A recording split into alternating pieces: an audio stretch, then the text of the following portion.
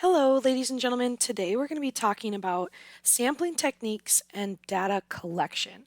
So we're still in that first unit of statistics that's all about the introductions and the vocabulary.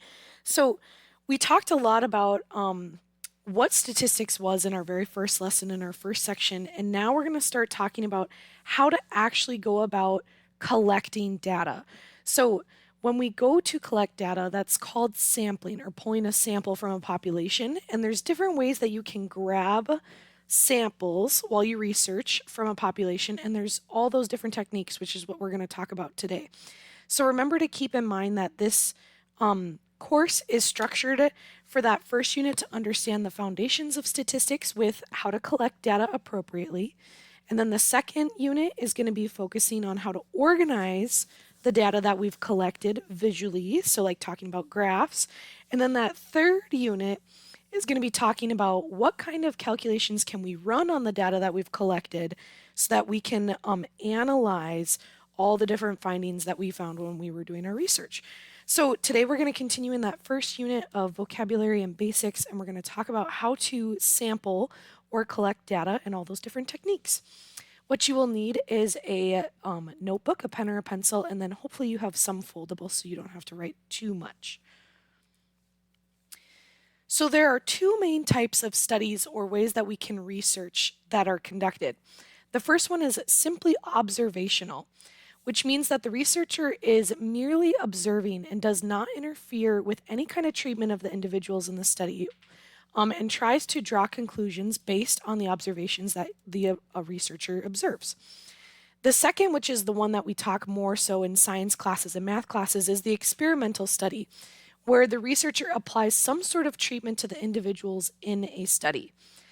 So when we talk about an experimental study, there's some other things we got to talk about. The independent variable, which is also called the explanatory variable, and that is the treatment that is being applied to the subjects in the study and or the variable that is being manipulated in the study.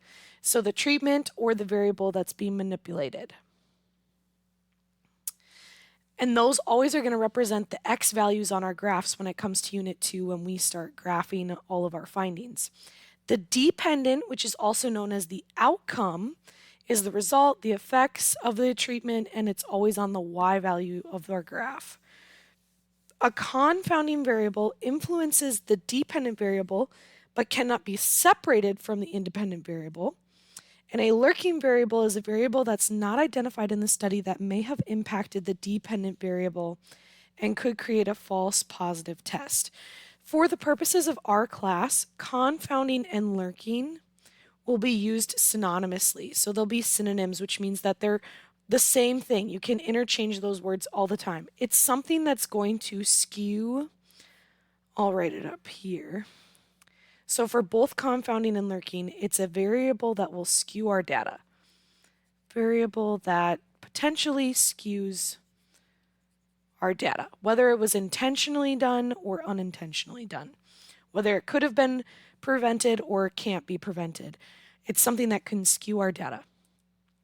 Let's look at some examples. So a researcher wants to study the connection between smoking and lung cancer. If we were to do this as an observational study, a researcher would simply go around asking smoker cancer patients questions at a hospital and monitoring their cancer rates, and then comparing those rates to non-smoking cancer patients. An experimental study would be if the researcher randomly selected two groups of people, making one group of people smoke a pack of cigarettes a day for 20 years, and the other group not smoking at all, making it the control group. And then comparing the results after 20 years. Holy cow, you could not pay me enough to be a part of that study. But our independent variable for this example would be the variable that we are forcing or manipulating or treating, I suppose, if you want to call this a treatment, but we're either forcing one group to smoke or we're telling the other group not to smoke. The dependent variable, remember, this is our outcome, what we're trying to find. So our independent was the treatment or how we were manipulating things. This was the outcome. What were we finding at the end? We were comparing, after all that, what was their rate of lung cancer? And then some ideas of things that could have skewed our data or could have made different results if we didn't set limitations to these things is the setting of where they smoked. So whether they were smoking indoors or outdoors, that could have made their rate of lung cancer better or worse. And then another example of a lurking variable or something that's lurking in the background that could skew our data is like maybe exercise, or if they had a different kind of diet, maybe the people that ate healthier versus the other ones had a lowered rate of lung cancer. So all those things that could have potentially changed our outcome or skewed our outcome of those individuals, whether they were smoking or not. Okay, so when it comes to how do we actually go to select? So in this last example, when we talked about the researcher randomly selecting two groups of people, when we randomly select those two groups of people, is it truly just random, like a number generator or a name drawn out of a hat? Or are there other ways to actually go about that selection process? That's what the rest of this video is going to be focusing on, is how do we select people to actually study them, whether we're studying them for an observational study or an experimental study, because we still have to ask or select people, whether we study them with a treatment or if we're just merely observing or surveying people. So the very first one is truly random chance. So like a random number generator. The visual that I have for this, and you should also have a little visual aid with all of your notes today too. But it's like putting everybody's name in a hat, and then you have equal chances of someone getting their name drawn out of the hat. So a number generator, or if you think about like everyone at Legacy has a student ID number, and if we were to run those numbers through a random number selector on a computer and randomly selecting someone via their student ID number. The next type of sampling technique is called systematic. So again, if we had numbered each of those individuals and then we selected when we say kth, that means like every whatever numbereth subject. So in this example, we selected every 10th person that walked into the office. So 1, 2, 3, 4, 5, 6, 7, 8, 9, 10. Oh, sorry. Every 11th person that walked into that office. So systematic means that, or like if we were studying or observing the distribution of pop and Coke bottles at a Coke plant, like making sure that every single Coke bottle actually did have 12 ounces in it or whatever, we could select every 50th Coke bottle on the conveyor belt that goes by to check what their true ounces were. So systematic is every 50th, every 5th, every other, every 11th, that kind of thing. Stratified is a type of technique that's going to divide the population into different groups, or strata, that's where the name comes from, by some sort of characteristic that's important to the data. And then after they've organized them in these groups, they're also going to grab a sample from each group,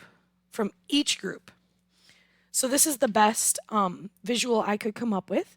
So let's say we have like a counselor with all of her clientele files, and she organizes all of her clients by the races that she's seen. So Caucasians, African Americans, Hispanic Americans.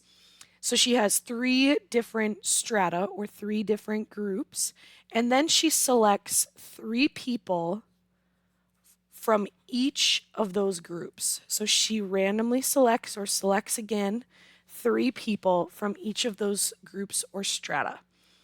That would be stratified. Cluster, which is very similar, is also going to divide your population into groups by some sort of characteristic, and then randomly select some of the groups and use all the members of the group. So it's only selecting some of the groups and then every member from that group. Whereas with stratified, it grabbed a sample from each group. So let's look at the visuals in the difference. So here's our population. We have 4 different clusters, maybe based on geographical region or states or something like that. And then we selected all the members in group 2 or in cluster 2 to be sampled and all of the members in cluster 3 to be sampled. So let's just go back again. Stratified selected every single group, the same amount of people, like 3 people from every group, 7 people from every group, a subset from every single strata, whereas cluster took the whole cluster 2, the whole cluster 3, and never sampled cluster 4 and never sampled cluster 1. So hopefully you can see the distinguishing difference between stratified and cluster. And our last one is convenient, whatever style is most convenient to the researcher at the time. I think the best example that we see with this one is like mall entrance surveys, or, those people that go around and knock door to door, or just, the ones that have clipboards that ask you all those questions that you don't want to be asked in the middle of the parking lot when you're trying to leave Walmart, those kinds of things. So convenience sampling is not the best way to sample, but it very well could be a type of way to sample. So let's look at some examples in the context of a real type of study. So random, again, individuals were assigned an ID number for the study, whether it was for school or for a workplace, and they were selected by using a random number generator. Systematic said that there were 2,000 subjects studied. They needed a sample of size of 50, so they picked a number between 1 and 40 and sampled every single 37th individual in the study. This is the wording that you would want to look for systematic. Every 37th, every 5th, every 10th, that is systematic, is this wording right here. It's going to give you every numbereth person, Skittle, Coke bottle in the study. Stratified, they divided the population according to their zip code for a political issue on surveying stuff about the president, the next presidential election, and they grabbed a sample size from each zip code. So a researcher for cluster, a researcher needs to study apartment dwellers. They have 10 apartment buildings in the city, and they randomly pick all the individuals in 2 of the buildings to survey. So they have 10 apartment buildings. They only picked 2 buildings out of the 10 and never sampled the other 8. So they sampled all the individuals in 2 of their 10 buildings. So that would be cluster. And then convenience, like we talked about, mall entrance surveys, or people that just stand around in the cafeteria and ask you questions for those history assignments that you used to have to do as a freshman, those kinds of things. Quick grab it, answer this, surveys, Google Forms, that kind of stuff. All right, it looks like that is all I have for you for notes today. We are going to get so much practice on identifying these types of sampling techniques and how to use these sampling techniques when it comes to observational and experimental studies. So make sure you have all this written down in your notes, and make sure you have some visual aids to help you with these types of sampling techniques. If you do not already have the printed out visual aids, maybe you can go back and draw some visual aids for each one of these sampling techniques. But that is all I have for you. So thank you for taking good notes, and I will